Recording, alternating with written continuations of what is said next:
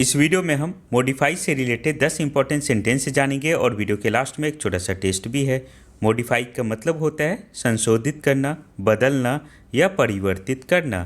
First sentence है, let us modify the game rules, she wants to modify her dress, modify the time table for holidays, modify your goal not your dream, teacher asked me to modify the sentence.